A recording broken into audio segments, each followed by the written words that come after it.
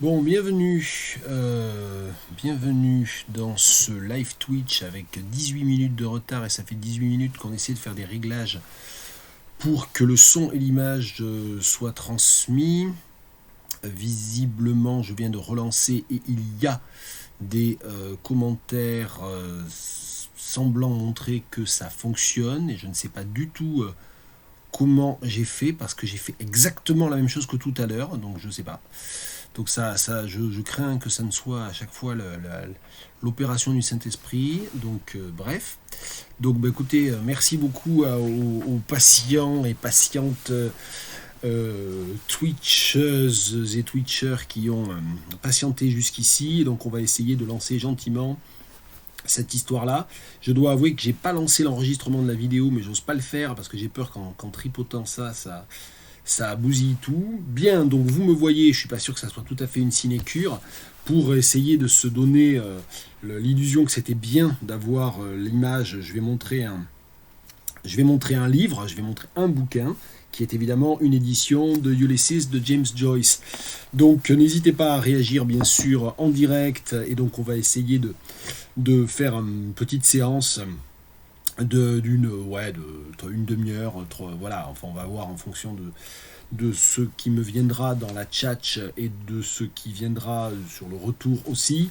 De toute façon, cette première séance, si c'est une première séance de live Twitch autour de l'Ulysse de James Joyce, de Ulysses de James Joyce, c'était aussi pour tester les problèmes techniques, et Dieu sait qu'il y en a de toute évidence.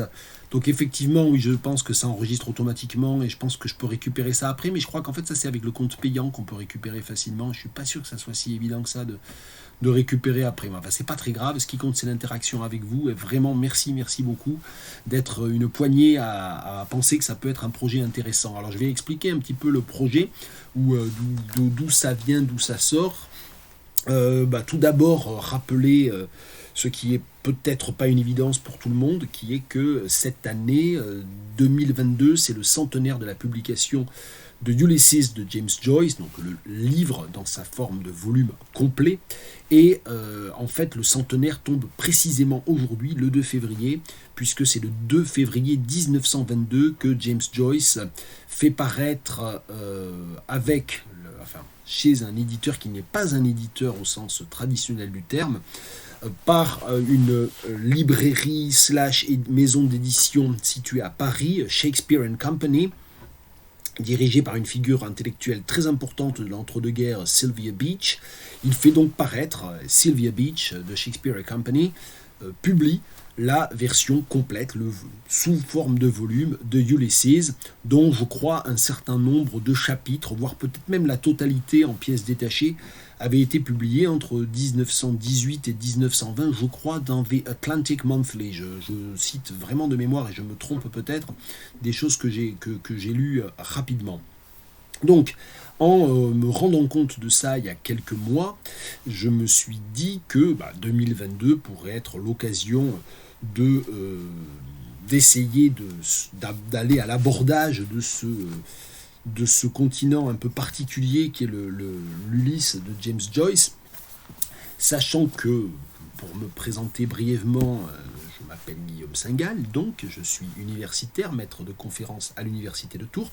Je suis spécialiste de littérature postcoloniale, littératures africaines, de traduction, de traductologie aussi, et donc pas du tout spécialiste de littérature irlandaise, et encore moins de James Joyce. Alors Joyce, voilà, le livre est épais, absolument, et on pourra en parler. Ça, c'est une édition française, j'en parlerai tout à l'heure aussi. Des traductions, de la question des traductions. Comment dire, Joyce, moi j'ai lu il y a fort longtemps pour mes études, Dubliners, traduit généralement en français sous le titre Jean de Dublin, mais je crois qu'il doit y avoir une traduction comme Dublinois. Et j'ai lu et beaucoup aimé A Portrait of the Artist as a Young Man, le portrait de l'artiste en jeune homme. Et il me semble, et c'est là où je n'ai pas une mémoire extrêmement précise de cela, mais je me rappelle avoir essayé de lire Ulysses l'été, allez, on va dire 95, parce qu'il faut bien trancher, mais c'était peut-être l'été 96. En tout cas, c'était un été, parce que je me revois sur la plage avec le gros bouquin de Ulysses, une édition second-hand, de seconde main, d'occasion, achetée par ma mère, je ne sais trop où, et qui donc traînait dans sa bibliothèque. Je ne crois pas faire offense à ma mère en disant qu'elle a peut-être pas lu Ulysses. Peut-être qu'elle a lu Ulysses en fait. Il faudra que je lui demande. Ça peut faire partie des éléments. Peut-être même qu'on pourra la faire live twitcher elle aussi, allez savoir. Enfin, toujours est-il que moi, je me suis arrêté au bout de, je sais pas, 150 pages sur les 700, 800 que comptait de mémoire cette édition-là. Pour diverses raisons, parce que je ne suis pas vraiment rentré dedans, parce que c'était un livre à la fois monumental et très compliqué. Alors, il n'est pas aussi compliqué, je vais peut-être pas me lever pour aller le chercher, ou alors si je vais me lever pour aller le chercher, non, je ferai ça une autre fois, c'est pas grave, que Finnegan's Wake, que j'ai acheté, moi, il y a déjà quelques années, avec le projet de me dire, bon, allez, je vais essayer de lire Finnegan's Wake. Alors, Finnegan's Wake, c'est le dernier livre publié par Joyce, et c'est un livre quasiment illisible qui a été programmé et écrit pour ne pas être lisible. Ça n'est pas le cas de Ulysses, qui était un livre compliqué dans son écriture, avec de très nombreuses allusions, etc., mais qui est un livre tout à fait lisible. Donc, moi j'en ai lu donc il y a maintenant un quart de siècle à l'aise 150 pages, un gros sixième, ça m'a pas marqué plus que ça. Je suis resté un peu sur cette frustration de ne pas l'avoir continué. J'avais d'autres choses à lire certainement, d'autres choses à faire. Donc je n'ai pas poursuivi. Donc c'est pour que les choses soient bien claires. La question de l'Humlus 69, il est plus intéressant de le lire en anglais ou en français. Eh bien, ça fait partie des questions qu'on va se poser ensemble. Et l'idée, c'était éventuellement de faire des lives. Au départ, je m'étais dit sur YouTube, mais c'est vrai que sur YouTube, c'est de très mauvaise qualité. Donc on a testé Twitch et YouTube hier. Et on a vu quand même que Twitch, quand ça a accepté de marcher, ça permettait quand même une transmission du son qui était moins désynchronisée de l'image. C'est pour ça que je suis sur Twitch, alors que je ne maîtrise pas du tout Twitch, comme vous vous en êtes aperçu.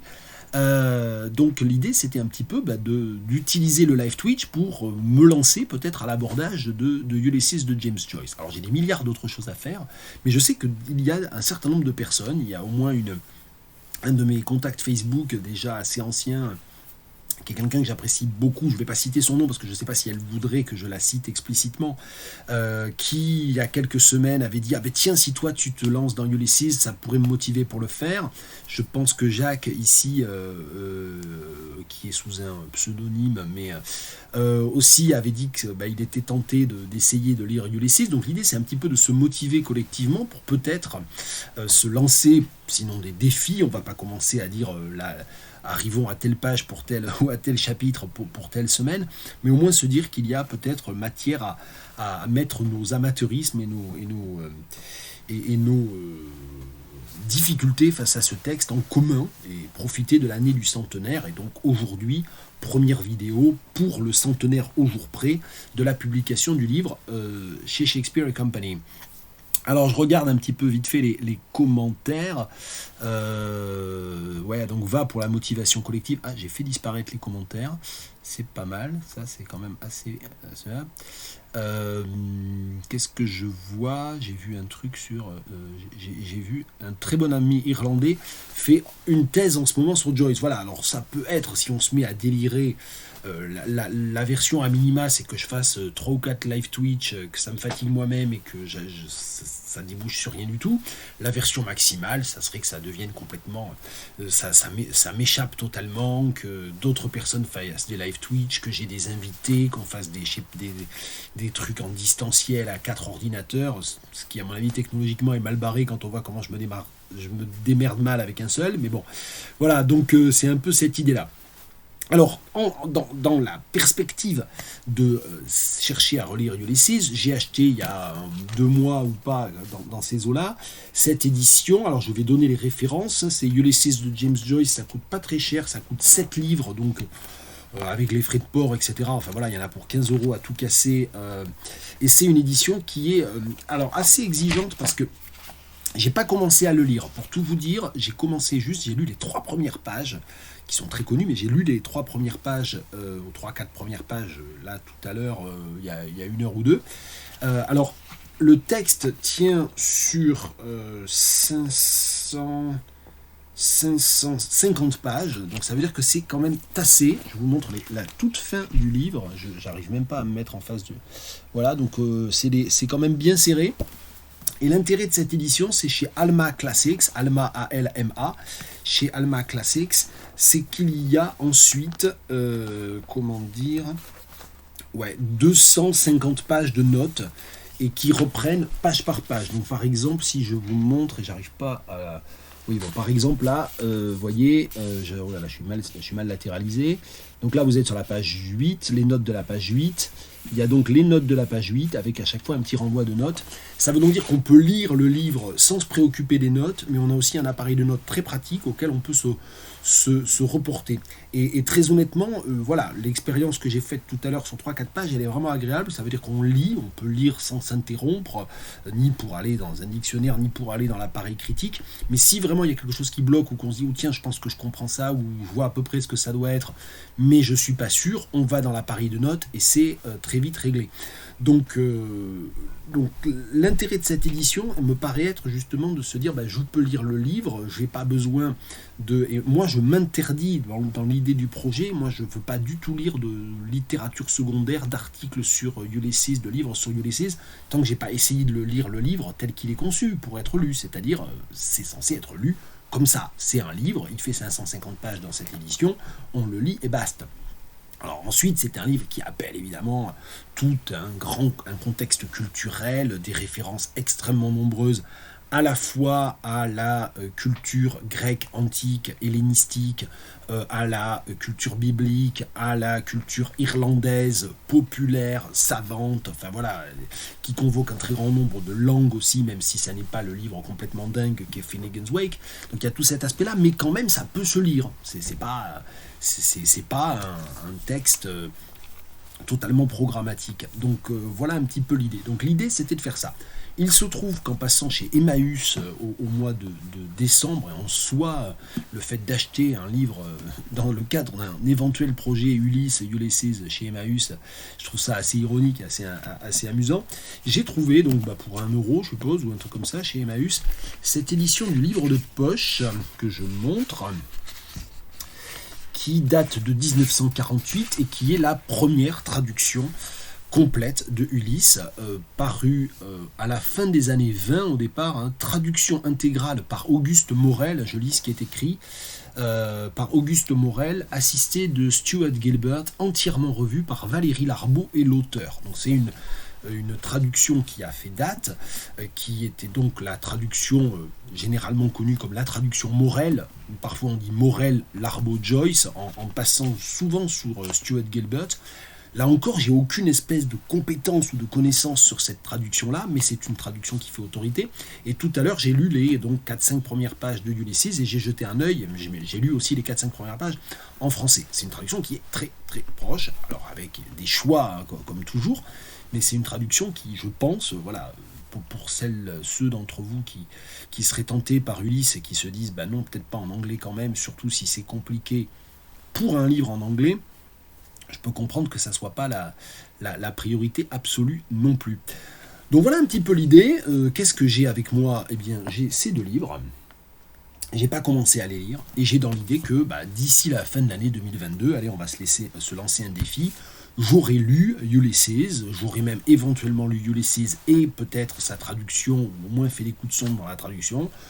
J'aurais, c'est pour ça que je fais un live Twitch, j'aurais peut-être eu des échanges constructifs, ponctuels, anecdotiques, c'est pas grave, voilà, de non-spécialistes sur cette œuvre, parce que j'insiste bien, voilà, moi je suis spécialiste de littérature, mais je ne suis pas du tout spécialiste de Joyce, ni de littérature irlandaise. Alors je lis beaucoup, il y a des...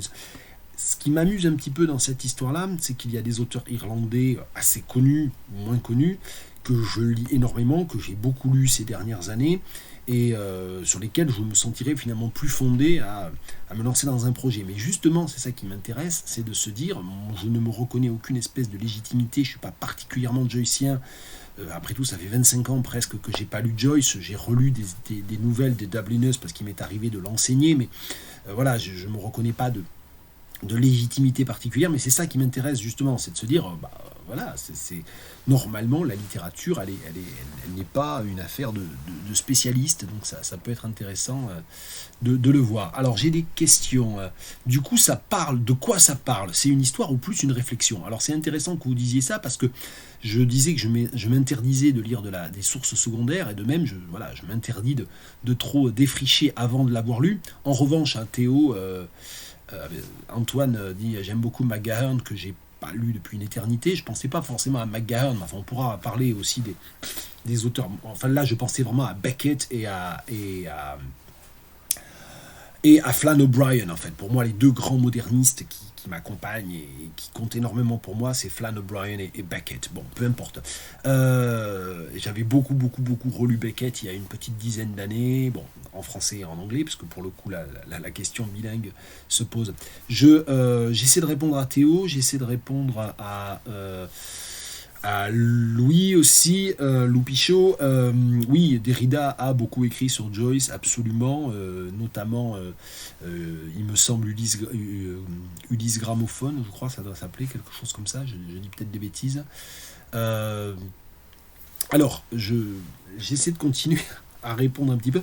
Donc déjà, Théo a posé une question très simple qui est, mais du coup, de quoi ça parle? C'est une histoire ou une réflexion? Alors c'est une histoire, ça se situe, et j'aurais peut-être dû commencer par ça, mais ça me permet de le dire, l'histoire, ça raconte l'histoire de 3 personnages.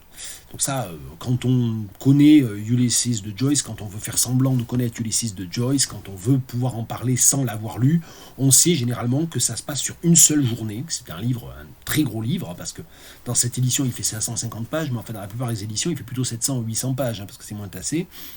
Et ça raconte l'histoire de 3 personnages à Dublin. Donc il y a une unité de lieu, une unité d'action, de temps, ça se passe sur une seule journée, le 16 juin 1904 à Dublin. Et le 16 juin 1904, ça a donné lieu à une fête qui est commémorée tous les ans le 16 juin, qui donne lieu à des lectures en public, des concerts, un très grand nombre d'événements littéraires à Dublin et à peu près partout où il y a de la diaspora irlandaise, juste un tout petit peu lettré ou un petit peu attaché à ce texte, qui s'appelle le Bloomsday. Pourquoi? Parce qu'un des 3 personnages principaux de Ulysses, c'est Leopold Bloom. Et donc, en l'honneur de ce personnage-là, le 16 juin a été rebaptisé Bloomsday. Donc c'est un exemple de fiction qui finit par se traduire dans la réalité, c'est-à-dire qu'on finit par faire tous les ans, le 16 juin, des fêtes à partir d'une date complètement fictionnelle. Alors le Bloomsday, cette année, il paraît que ça va être la folie à Dublin, que déjà tout est réservé, on ne peut plus réserver la moindre chambre à 50 km à la ronde de Dublin à la mi-juin. Donc ça, c'est le Bloomsday. Et donc ça raconte l'histoire de ce que font ces personnages pendant cette journée. Donc pour répondre à Théo, c'est une vraie histoire, c'est un récit. D'ailleurs, on lit les 3-4 premières pages, ça commence un matin, il y a 2 personnages qui se parlent, Buck Mulligan et Stephen Dedalus. Stephen Dedalus, qui est souvent considéré comme un alter ego de Joyce, c'est le personnage principal du Portrait of the Artist as a Young Man. Et donc ces 2 personnages se parlent, agissent, il y en a un qui se rase, qui reproche un truc à l'autre lui reproche autre chose. Enfin voilà, on est dans un vrai roman de ce point de vue-là, il n'y a pas de questions à se poser par rapport à ça. Alors, ce qui est intéressant à un moment donné, alors Greg me pose une question sur la traduction de 2004. Moi, je ne connais pas les traductions, donc je veux juste repréciser clairement, je ne connais pas Ulysses. Le principe du projet, c'est de partir enfin à l'abordage de ce continent que j'ai un petit peu évité depuis de nombreuses années, qui tout simplement ne s'est pas présenté à moi, que j'ai pas eu l'occasion d'aller explorer, que j'ai pas été contraint de devoir explorer. C'est de prendre un petit peu ce prétexte un peu abstrait, un peu anecdotique du centenaire de la publication de Ulysses pour se dire, bon bah là voilà, tiens, ça fait l'occasion de se colleter ou de se coltiner, de se colter au texte ou de se le coltiner. Donc ça c'est vraiment, donc la traduction, je la connais pas, je connais pas la traduction j'ai déjà oublié son nom, vous voyez, de Morel. Je connais pas la traduction de Morel et je connais pas la traduction de 2004. Je sais juste, parce que c'est le métier qui veut ça, d'être universitaire, que il y a forcément des choses qu'on sait sur des livres qu'on n'a pas ouverts. Je sais que la traduction de 2004, elle a été vraiment faite de manière collective par une dizaine de personnes, des écrivains, des traducteurs et des universitaires qui ont travaillé ensemble pour essayer de rendre compte justement du fait que le texte de Joyce, il a été écrit par un seul écrivain, mais qu'il a une prétention à la polyphonie. Voilà, pour répondre à la question sur y a-t-il un rapport avec la mythologie? Oui, puisque très souvent, là, c'est pareil, ça fait partie des choses qu'on sait. C'est dommage d'ailleurs de les savoir parce que ça fait partie de ce qu'on va peut-être explorer. Et si d'autres parmi vous qui m'écoutez là ou qui m'écouteraient s'il y a une rediffusion, si vous regardez en rediffusion, si d'autres rejoignent dans l'aventure, ce qui est toujours, ça devrait être, on devrait pouvoir être, comment le formuler, dans l'aventure de se dire, tiens, nous sommes le 2 février 1922, nous allons à Shakespeare and Company, nous achetons ce livre qui vient de paraître, on n'en sait rien, on le lit sans avoir rien qui a été écrit dessus, sans avoir de spoil en quelque sorte. Mais malheureusement, c'est pas le cas, ou heureusement, c'est pas le cas, je sais pas comment il faut le dire, hein, c'est une question qui n'est pas réglable. Ce qui est certain, c'est que moi, j'aborde ce texte en sachant pourquoi ce texte s'appelle Ulysses et en quoi les trois personnages principaux sont des réécritures de personnages de l'Odyssée. J'en dis pas plus parce qu'il y en a peut-être qui veulent pas savoir. Et puis certainement que cette lecture est une lecture réductrice. C'est une lecture qui a été proposée par Joyce lui-même, qui a été donnée par Joyce lui-même. Ces trois personnages correspondent à trois personnages de l'Odyssée. Mais après tout, on peut aussi le lire en se disant, je refuse de voir ça, je refuse de me restreindre à cette interprétation-là. Je veux aussi lire cette histoire-là comme l'histoire de trois personnages dublinois dans le Dublin de 1904. Et c'est aussi ça qu'est le roman. Donc c'est évidemment une réécriture. Le titre engage à cette lecture-là, circonscrit vers cette lecture-là, mais ça n'est pas uniquement réductible à ça. C'est une réécriture de l'Odyssée, oui, mais c'est tout autre chose que simplement un exercice de style sur une réécriture de l'Odyssée. Effectivement, alors Delphine précise que Friends of Shakespeare and Company propose un podcast de lecture en VO sur plusieurs mois de lecteur en lecteur. Donc si tu as le lien, Delphine, tu peux le mettre parce que Louis était intéressé. Jacques nous quitte, je lui dis au revoir et vraiment merci beaucoup pour l'assistance technique et le soutien et l'encouragement à essayer de faire ce live Twitch malgré mes réticences techniques qui n'étaient pas totalement infondées. Donc merci beaucoup, puis j'espère qu'on restera en contact. Voilà, donc vous continuez à échanger dans les commentaires vos petits tuyaux. Si j'en suis à parler évidemment le centenaire, moi je ne suis pas joycien, je ne suis pas spécialiste de littérature irlandaise, je me doute, mais je ne veux pas aller voir les sources secondaires. Je me doute qu'il y a des colloques et des bouquins par dizaines qui vont s'organiser, paraître, etc. autour du centenaire de Ulysses. Il y a évidemment un très grand nombre de commémorations. Il y a le Bloomsday du 16 juin, j'en ai parlé. Donc il y a plein de choses qui se passent, bien sûr. Je voulais quand même signaler, parce que là c'est quelqu'un un petit peu qui compte pour moi, enfin c'est une figure de poète, essayiste et éditeur, et traducteur aussi, qui est quelqu'un que j'aime beaucoup, qui s'appelle Pierre Vinclair. Et Pierre Vinclair, il dirige une collection aux éditions... non, je vais dire des bêtises. Il dirige la collection Sing dans une maison d'édition dont le nom m'échappe. Bon, peu importe.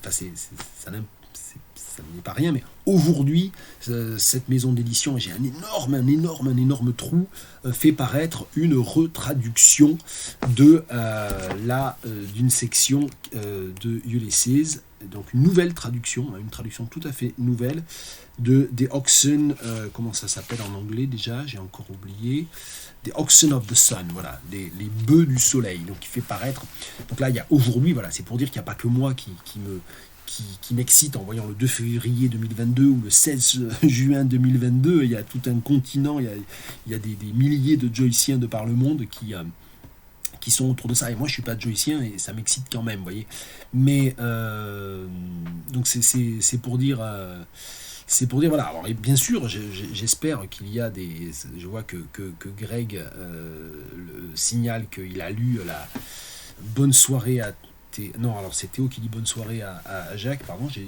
du mal à suivre, il faut que je m'habitue aux commentaires aussi, à parler en même temps. Donc Greg dit, je l'ai lu dans la première traduction, je ne spoilerai pas, chouette projet. Ben voilà, on peut spoiler, on peut ne pas spoiler, hein, c'est pas ce qui va se passer au cours de ces vidéos, on sera forcément jamais tous au même niveau de lecture. Moi je sais de quoi ça parle, j'avais fait une première tentative de lecture, si je me lance dedans, peut-être que dans un mois j'aurai fini, hein, parce que j'ai 3000 autres trucs à lire en même temps, mais je peux le lire en même temps qu'autre chose.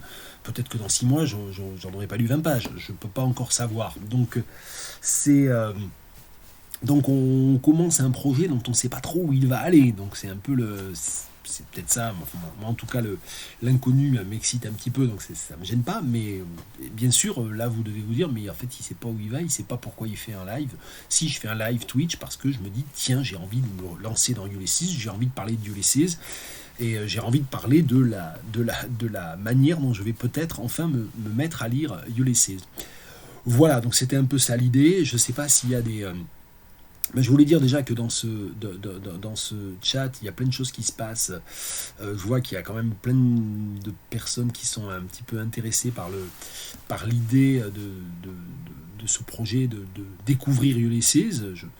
Et c'est intéressant de voir. Ben, merci Théo qui dit vous m'avez convaincu. Alors ensuite, Théo, je peux le dire, c'est un étudiant de 3e année, il va avoir plein d'autres choses à faire d'ici le mois de mai que de se lancer dans Ulysses, mais voilà, on ne sait jamais cet été, si vous avez rien de mieux à faire, sur la plage, à l'âge que j'avais, ce qui est le vôtre, et que j'avais lors de ma première tentative il y a plus de 25 ans, peut-être que vous le finirez sur la plage, on ne sait jamais. Donc merci à Delphine d'avoir mis les liens vers les différentes manières de suivre le podcast de Shakespeare and Company. Donc ça c'est sympa. Donc voilà, faut pas hésiter à utiliser le commentaire pour mettre tous les liens qui vous paraissent utiles et que les uns ou les autres dans lesquels les uns ou les autres piocheront bien sûr. D'accord, Travesties de Tom Stoppard, j'ignorais que c'était une réponse à Ulysse. Alors, il va de soi que si on commence à ouvrir non pas seulement le livre, mais la boîte de Pandore, tiens, utilisons la mythologie grecque, et pour le coup, on peut se le permettre allègrement avec ce livre. Si on commence à ouvrir la boîte de Pandore que représente ce livre Ulysses, on va pouvoir aller vers les réécritures, les réponses à Joyce, et pas seulement d'ailleurs dans les ouvrages universitaires ou les études consacrées à Ulysse. On va pouvoir aller regarder toute l'intertextualité, toute la postérité de l'Ulysse de Joyce. Pour tout vous dire, il y a un livre, tiens, celui-là, je vais pouvoir le sortir parce qu'il n'est pas loin. Tiens, j'aurais réussi à parler de lui, de Noureddin Farah. A Naked Needle de Noureddin Farah, qui est son 2e roman. Alors je signale par parenthèse pour les personnes qui vraiment ne me connaissent pas du tout et que j'ai jamais bassiné avec ça, que Noureddin Farah, c'est un auteur contemporain de langue anglaise, somalien, auquel j'ai notamment consacré ma thèse. Et A Naked Needle, c'est entre autres une réécriture ou un prolongement, une tentative de faire avec Mogadiscio dans les années 70 ce que Joyce avait fait avec Dublin en 1904 dans Ulysses. Donc le champ des études des sources secondaires consacrées à Ulysse est énorme, le champ de l'intertextualité et des postérités littéraires. Alors ne parlons pas théâtral, cinématographique, etc., des allusions à Ulysse dans la culture depuis un siècle est évidemment également immense. Alors il me semble, mais merci pour les conseils de lecture, j'espère que j'oublierai pas que j'aurai un moyen de reprendre un petit carnet, puis de me noter les choses qui seront sorties du chat, et vraiment merci beaucoup, c'est très agréable. Pour moi c'est un peu compliqué parce que j'ai du mal à faire plein de choses en même temps, donc à parler, à me concentrer sur ce que je veux dire, à lire les commentaires et à réagir, mais je vais essayer j'ai pas de community manager en plus pour m'aider, donc je suis en solo, je suis un peu crevé aussi, mais alors parmi les choses aussi que j'ai pas du tout creusé, je crois qu'il y a plusieurs éditions du texte. C'est quand même quelque chose que je voulais dire. Si vous voulez pas, alors il y a beaucoup de bibliothèques universitaires ou municipales, médiathèques, etc., qui ont Ulysse de Joyce, au moins en France, en traduction, quand même, ça se trouve, je ne dirais pas facilement, mais ça se trouve sans avoir besoin de l'acheter, ça déjà c'est pour le dire. Il faut savoir que le texte anglais est tombé dans le domaine public depuis maintenant quelques temps, je ne pourrais pas dire quand, et que Ulysse de Joyce, Ulysses, le texte anglais, un texte anglais, c'est là où je ne suis pas spécialiste et donc j'ai pas pu vraiment vérifier, se trouve notamment sur le site du projet Gutenberg. Et donc si je vais dessus, il faut juste que je me... Alors je sais pas ce que vous voyez là. Vous continuez à me voir moi. Bon. Alors je sais pas ce que vous voyez là. Si je continue à me voir moi. Bon. Oui, il se passe quoi là? Si je continue à me voir moi. Bon. Oui. Ah, j'ai un retour là, c'est bizarre. Si je continue à me voir moi. Bon. Oui. Ah, j'ai un retour là, c'est bizarre. Si je continue à me voir moi. C'est curieux. J'avais un retour, je pense que c'est parce que j'étais connecté sur Twitch en passif en même temps que j'étais en... Ah, on vous entend en double. Bien. Ça va mieux là? On m'entend plus en double? Il faut vraiment que je touche à rien. Ça marche là ou pas? Ou j'ai tout bousillé en essayant d'aller sur... Bon, si vous allez sur gutenberg.org, vous cherchez Ulysses et vous vous débrouillez. Voilà. Si vous allez sur Google, tout simplement, vous tapez Ulysses gutenberg.org et ça marche. Bon. Et donc là, oui, voilà, le texte est là, donc ça veut dire que, entre autres choses, évidemment très utile pour les gens qui travaillent dessus, la recherche textuelle par mots-clés, la recherche d'occurrences, de passages, etc. Elle est très facile avec ce texte qui est sur une seule page HTML. Normalement, si on va sur la page d'accueil, ce que je ne vais pas faire parce que je vais arrêter de prendre des risques avec la technique, normalement ce qu'on peut faire avec Gutenberg, c'est qu'il y a même un certain nombre de formats, donc je pense que si on a une liseuse, un Kindle, les formats e-book, e-pub, etc., normalement on peut se télécharger Ulysses comme ça, donc c'est aussi pour le signaler, voilà. On peut avoir Ulysses sous une forme numérique, sous un format numérique gratuit. C'est aussi important de le signaler. Voilà, donc j'ai pas tellement d'autres choses à dire. J'ai pas bien compris comment marche Twitch. Je crois que ça sera c'était évident et ça sera comment dire, à l'origine d'un certain nombre de moqueries à mon endroit et ça sera bien normal. J'ai pas bien compris comment marche Twitch, mais j'ai dû programmer, en fait quand j'ai voulu créer le stream, il m'a imposé d'avoir un rythme d'annoncer en quelque sorte comment dire, je trouve pas le mot, un programme, tout simplement, voilà, un programme de streaming qui soit toutes les semaines à la même heure. Donc je sais pas pourquoi, donc ça doit s'afficher, je pense, toutes les semaines, le mercredi à 20h30. C'est un peu idiot. Voilà. Donc c'est un peu... voilà, je me doutais bien que Théo allait me vanner sur la technologie, mais bon, voilà. Donc voilà, apparemment Lumlus 69 est allé vérifier et dit que bon, cette version sur Amazon, j'ai pas, c'est peut-être ma faute, c'est peut-être moi qui suis à l'ouest, mais j'ai repéré la plupart des pseudos, mais j'ai pas repéré qui se cache derrière Lumlus 69, mais bon.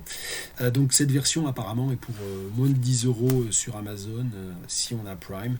Bon, j'ai pas tellement envie de faire de la pub pour Amazon, mais on peut aussi, je pense, et je peux essayer de voir ça avec la boîte à livres de l'étranger à Tours, pour les personnes qui sont sur Tours, c'est certainement possible. Ils ont peut-être même, d'ailleurs, j'aurais dû faire cette vérification-là, ils ont peut-être même, d'ailleurs, des exemplaires, sans avoir besoin de le commander, des exemplaires de Ulysses de Joyce.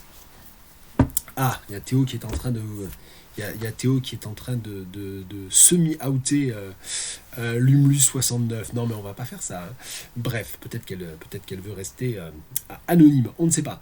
Peu importe. En tout cas, des étudiantes dans ces deux cours, there's more than one that fits that description. Anyway. Donc, voilà. Donc, on va essayer d'éviter quand même trop les private jokes de l'université de Tours quand même. On peut, hein, mais on va essayer d'éviter de trop le faire. Donc je sais pas trop ce qui va se passer. Ce qui est sûr, c'est que mercredi prochain, je ferai pas un live Twitch parce que je serai vraiment pas en mesure de le faire. Ça sera pas possible. Donc je sais pas si je suis vraiment très très motivé. Peut-être que j'en ferai un mardi soir. Peut-être que, et c'est le plus probable, je vais pas en faire avant 2 semaines, voire 3 semaines. Donc voilà, stay tuned. Je suppose qu'il y a des, enfin, je sais qu'il y a des moyens de communiquer directement par Twitch. Je pense que la plupart des personnes qui sont ici ce soir sont des personnes qui me suivent sur Twitter ou sur Facebook ou les deux et qui donc voilà, ne rateront pas la, l'annonce de la vidéo suivante. Je ne sais pas très très bien ce qu'on peut faire, donc ça peut aussi être suivant vos demandes. S'il y a des personnes qui commencent à le lire en même temps que moi et qui du coup on veut un petit peu comparer où on en est, ou se poser des questions. Et alors évidemment le problème de ces live Twitch par contraste avec des modules comme Teams ou comme Zoom, où là il y a plusieurs participants qui peuvent parler, se répondre, prendre la parole, c'est que là il n'y a que moi qui suis aux commandes et qui parle. Mais bon voilà, je peux aussi mettre en relation les commentaires et essayer de moi-même poser des questions et de voir ce qui sort dans les commentaires. Bon, je peux aussi faire sur demande, c'est-à-dire ça peut être euh, voilà, à un moment donné sur les réseaux sociaux, par message privé sur Twitter, par mail, etc. De me dire, ah ben tiens, ça serait pas mal de faire un live Twitch autour de Ulysses sur tel aspect, ou moi je suis en train de lire ça, ou il y a tel mot. Mais ça peut être très très bête, ça peut être, on prend une phrase, c'est un livre qui est tellement riche et qui est tellement extraordinairement écrit. Je veux dire, juste on lit les 4 premières pages, on voit dans quoi on entre. Je crois que même si on ne savait pas ce qu'est ce livre, et même s'il n'y avait pas toute cette sédimentation culturelle et intertextuelle autour de Ulysses de James Joyce, waouh, on se rendrait compte, enfin les gens qui ont lu ça en 1922, ils ont dû se dire, oula, dans quoi j'entre quand même. Euh, donc c'est un peu cette idée-là.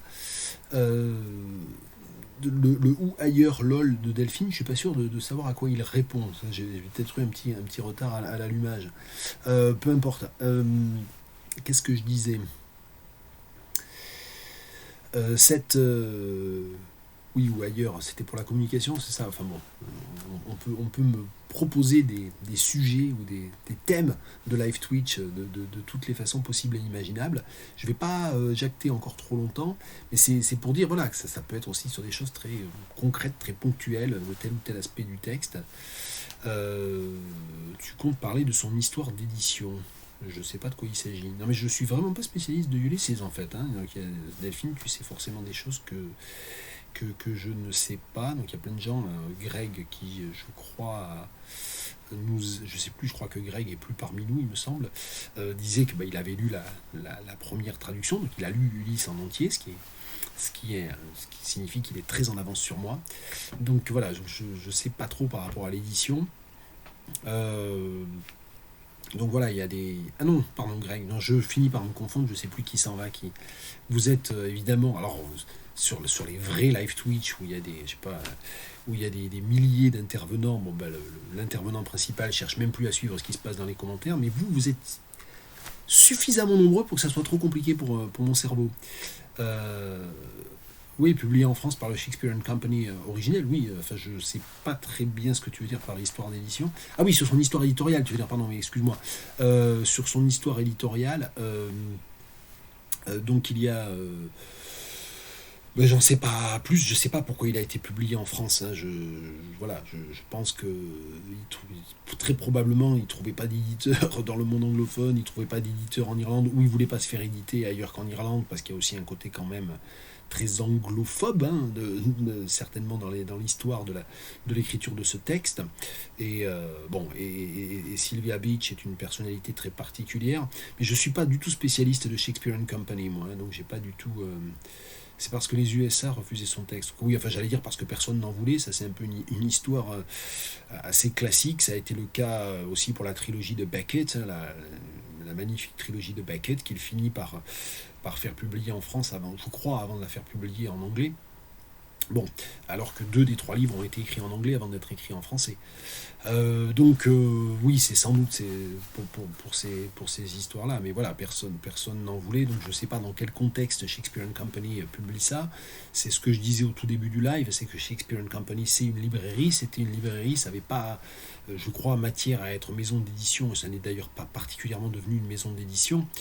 Donc, alors ce qu'il faut savoir aussi par rapport à moi, je suis pas du tout spécialiste de ces questions-là, donc je n'en parlerai pas, j'aurai pas le temps de me renseigner. Je veux juste rappeler que j'ai des milliards de choses à faire à côté de ça dans mon métier, donc je me lance dans ça, mais je vais pas pouvoir y consacrer je vais pas pouvoir faire des recherches en vue des live Twitch, ça c'est pas possible, donc ça ne prendra pas cette dimension-là, il n'y aura pas d'érudition dans l'accompagnement de ce projet. Si les uns les autres qui suivent ce live Twitch veulent apporter des éléments d'érudition, ça sera bien volontiers, hein. Bien sûr, il n'y a pas de... Il n'y a, pas de, il y a pas de problème. Mais qu'est-ce que je voulais dire? Oui, il faut savoir qu'un peu à la même époque, il y a quand même tout le projet.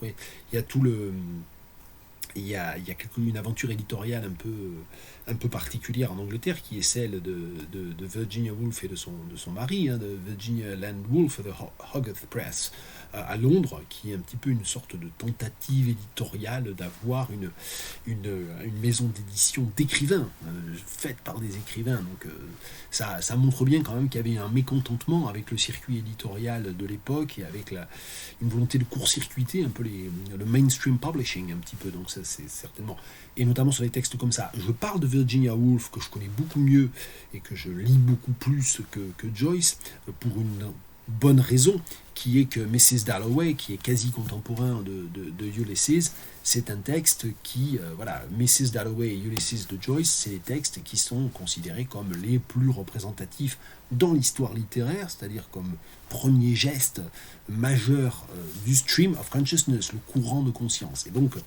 Ulysses, c'est un des textes fondateurs du stream of consciousness, et donc énorme influence, bien sûr, sur le nouveau roman français, hein, typiquement sur Sarraute, encore que Nathalie Sarraute était plus influencée par Virginia Woolf certainement que par Joyce, énorme influence sur Claude Simon, énorme influence sur Claude Mauriac, qui est un écrivain très important du nouveau roman, mais qui a totalement disparu de l'histoire littéraire, bon, peut-être parce qu'il est surtout connu comme diariste et que en fait, son père, François Mauriac, a peut-être un peu écrasé sa réputation, mais voilà, enfin, les romans de Claude Mauriac, ils sont dans un projet très joycien aussi dans leur aboutissement. Donc voilà, donc il y a eu des grandes figures du nouveau roman français ou de la littérature expérimentale française de la deuxième moitié du XXe siècle, on parlait de Derrida tout à l'heure, mais qui sont des grands joyciens qui ont beaucoup travaillé et étaient très influencés par Joyce.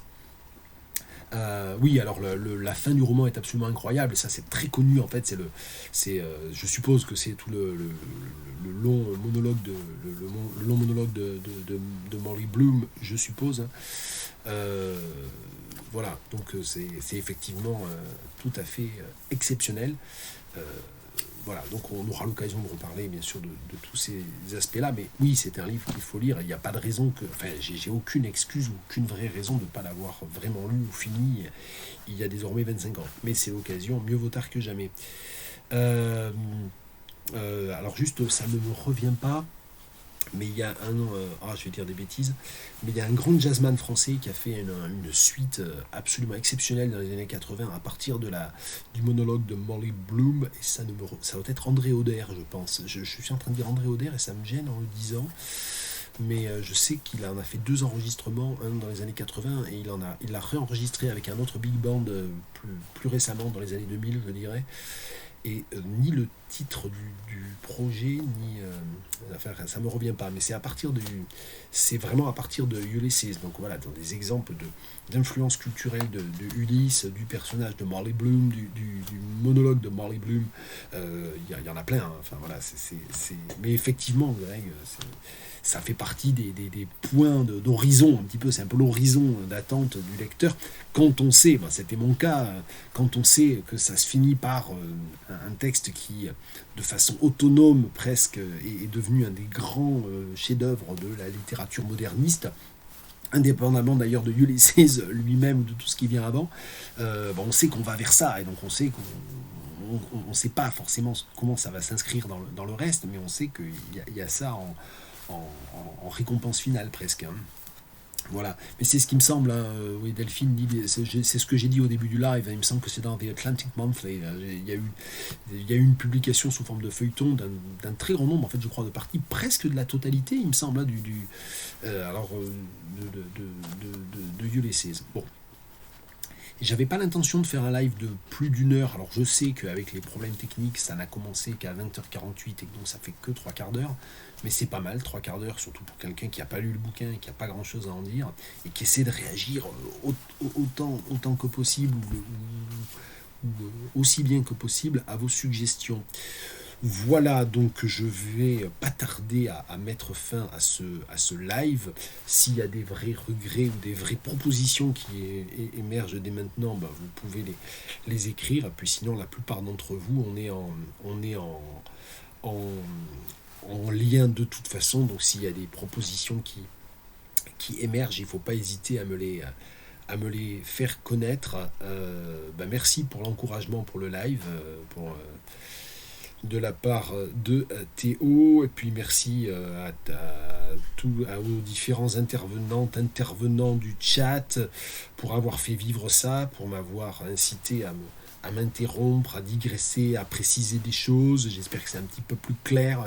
C'est un projet qui est grosso modo, voilà, j'ai jamais lu Ulysses et j'ai envie de lire Ulysses et j'ai envie de partager de la manière, je l'espère, la plus interactive possible, même si le live Twitch c'est moins réellement interactif que des vrais visios.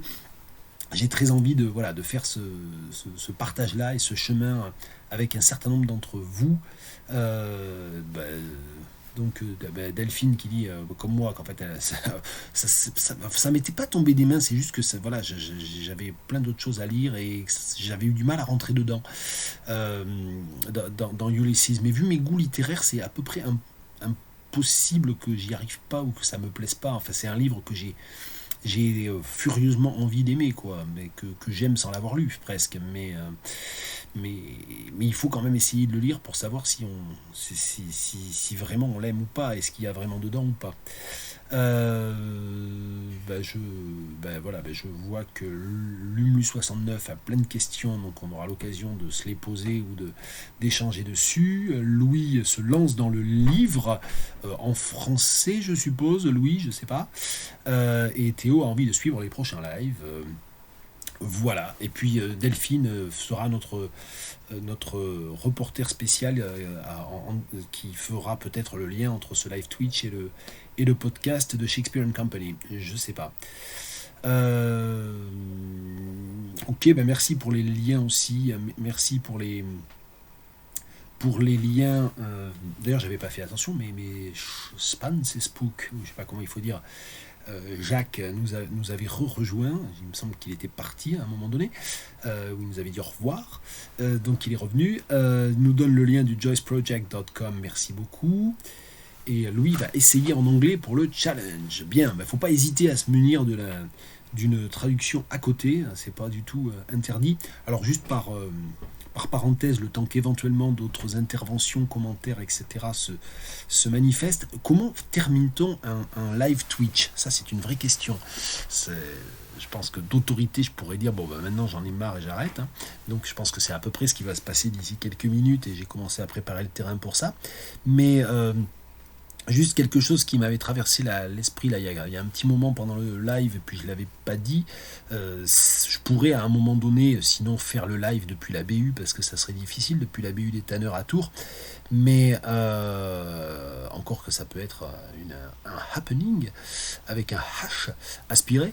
Ça pourrait être un happening, mais je pourrais à un moment donné juste faire une vidéo ou des photos pour montrer que sur les étagères, donc c'est-à-dire c'est même pas les livres qui sont en magasin et qui sont cachés dans la BU des Tanneurs, il y a 2 rayonnages entiers de livres sur Ulysses. Donc ça veut dire que c'est vraiment avec certaines pièces de Shakespeare, où c'est peut-être le livre sur lequel il y a le plus de ressources secondaires dans une bibliothèque universitaire de taille moyenne. C'est pas, on n'est pas la bibliothèque universitaire de Tours, c'est pas la bibliothèque de Trinity College à Dublin quand même. Donc, et malgré tout, il y a des dizaines et des dizaines de livres sur Ulysse comme ça, là, voilà, juste à portée de main, à la BU, au 3e étage. Voilà, oui, oh, c'est drôle ça, Théo. Vous cliquez sur un bouton, je pense. Oui, je clique sur le bouton arrêter de streamer. Faut arrêter de se foutre de ma gueule quand même. Euh, voilà, donc je cliquerai sur le bouton, mais c'était une manière comment. Ce que je voulais dire, c'était comment poliment mettre fin à un Twitch sans avoir l'impression de congédier bien des spectateurs et des spectatrices qui, voilà, étaient très présents, très vivants, très enthousiastes et j'étais très content. Bien, peu importe. Non, mais j'ai peut-être pris pour du leg pulling, ce qui n'en était pas. Hein. De toute façon, on a un petit numéro déjà très au point, Théo et moi, visiblement. Bien, merci beaucoup, merci à toutes et tous. Je cliquerai sur arrêter de streamer d'ici 1 minute, donc je vous fais mes adieux provisoires. Et effectivement, il y a des choses, dès le c'est oui, j'hésiterai pas à citer cette phrase, effectivement, Théo.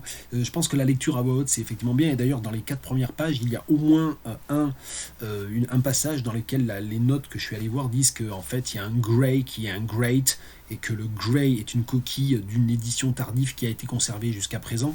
Et donc, finalement, le texte, c'est à la fois Great et Grey, et donc la coquille fait partie du texte, puisqu'elle n'a pas été recorrigée par Joyce après. Donc, c'est pour dire, voilà, il y a plein de choses qui se passent au niveau de l'oral. C'est pas étonnant que Grey et Great se retrouvent en conflit ou comment dire, en alternative l'un à l'autre. Bien, sur ce, bonne soirée, à demain matin pour au moins les deux que j'ai pu identifier ou semi-identifier et qui étaient là. À demain matin pour autre chose, je signale, avec mes L3 cette année, je fais un cours pas du tout sur Joyce, mais sur Lagoon de Nnedi Okorafor que je recommande très très très chaudement à tout le monde. Bonne soirée à toutes et à tous. Great expectations, that's a good one. Thanks to all these kind followers around, and hope you have a nice evening. Et on se voit bientôt pour un second live Twitch. Le premier n'a pas été si raté que je le craignais. Mais c'est pas à moi de le dire non plus. Enfin, voilà, ça c'est juste mon impression subjective. Bonne soirée à tout le monde, and see you around. Talk to you sur les réseaux sociaux, wherever, et bientôt sur Twitch. À bientôt.